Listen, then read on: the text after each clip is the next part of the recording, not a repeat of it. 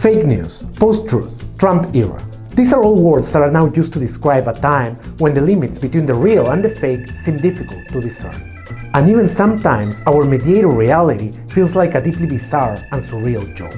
During the past decades, boundaries between journalism and entertainment and between public affairs and pop culture have blurred. Infotainment became a global phenomenon highly encouraged since the start of commercial TV. The reality portrayed in the media often resembles a 24-hour spectacle covered live with a tabloid approach. Paparazzi, talk shows, reality shows rank among the most popular TV genres. And then he arrived. It's the fake news. You are fake news. Fake news. But even before he arrived, the audience for traditional news had dramatically shrunk. Sensationalism and partisan media ruled in a time when the journalism industry was in an institutional and economic crisis. It was also the time of resurgence of an ancient and subversive form of communication, satire. Starting with David Frost's That Was the Week That Was, the format of news parody became popular with shows like Saturday Night Live's Weekend Update. But it wasn't until The Daily Show in the post-9/11 context and the Bush administration that political satire became such an important voice. At their peak, Stewart, Colbert, and then Oliver became some of the most influential journalists in the country and even abroad.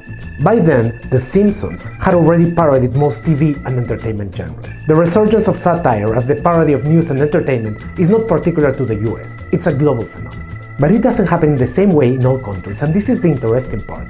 The way satire is adapted in a particular country deeply reveals the sociopolitical tensions of that place. Do you know, for example, that Jon Stewart of Mexico is not a Jewish New Yorker dressed in an expensive suit?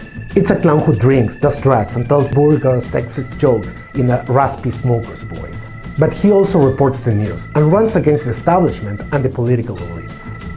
In Peru, for example, a few years ago, one of the most popular TV infotainers announced that he wanted to be the first bisexual, agnostic, and impotent president of the country. And many people took it seriously while he evidenced the failures of the political national system. In Argentina, a comedian used rock music culture as a way to tackle the sociopolitical tensions of the country. And he announced the right turn in the government with characters such as a Nazi pop singer from Buenos Aires who speaks about the dangers that the poor represent, and the repulsion that he feels for dark-skinned people, the obese, immigrants, and the ugly. These are just a few examples of a much wider phenomenon of satire TV as political communication. If you want to know more about Spanish-speaking satire, check our contents about Latinx popular culture. This is Polivision.